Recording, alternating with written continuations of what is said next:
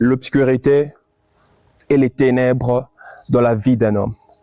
Ce thème, je l'ai justement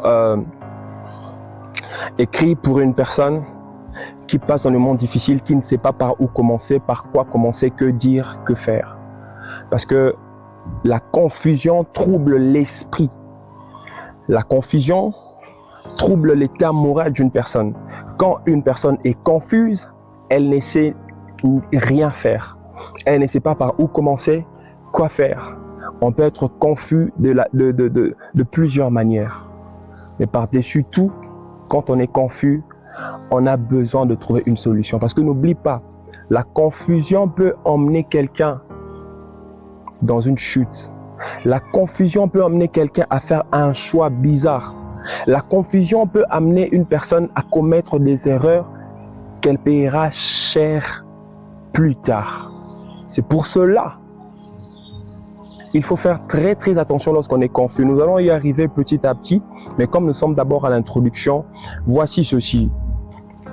Les ténèbres et la confusion s'est appesanti dans la vie de plusieurs enfants de Dieu. Beaucoup d'enfants de Dieu sont encore sous l'emprise du diable. Ils sont encore dans les ténèbres, ils sont dans la confusion. Quand on est dans la confusion, on ne sait pas par où commencer. Qu'est-ce qu'il faut faire?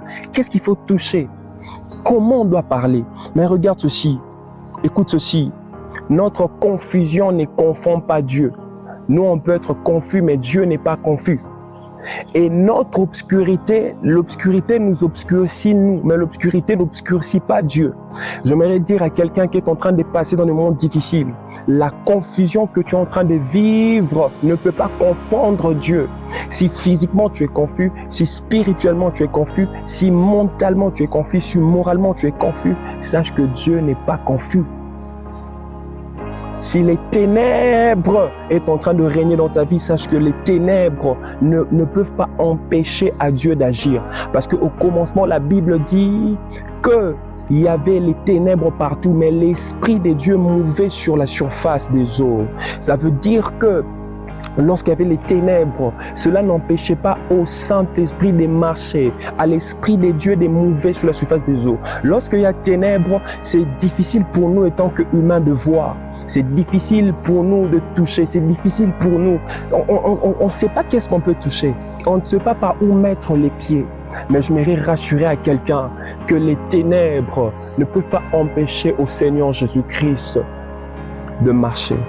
Là où non, on ne peut pas voir, Dieu est en train de voir. C'est pourquoi je suis en train de prier pour une personne qui est dans la confusion, une personne qui est dans les ténèbres, que Dieu puisse apporter sa lumière, que Dieu puisse enlever la confusion. Tu ne sais pas qui choisir, tu ne sais pas quoi choisir, tu ne sais pas quoi faire. Mais j'aimerais dire à quelqu'un que Dieu t'enlève dans la confusion et que Dieu apporte sa lumière dans ta vie. Bien-aimé dans le Seigneur, lorsque l'obscurité était encore sur la terre, quand Dieu a créé les cieux et la terre, la Bible dit que l'Esprit de Dieu mouvait sur la surface de la terre. Cela est en train d'expliquer que peu importe les difficultés, peu importe les ténèbres, nous étant qu'humains, on ne peut pas voir, mais Dieu étant que divin, il peut voir et marcher. Dieu n'a pas besoin. On va dire le ciel s'ouvre sur ta vie. Shama. Yeah.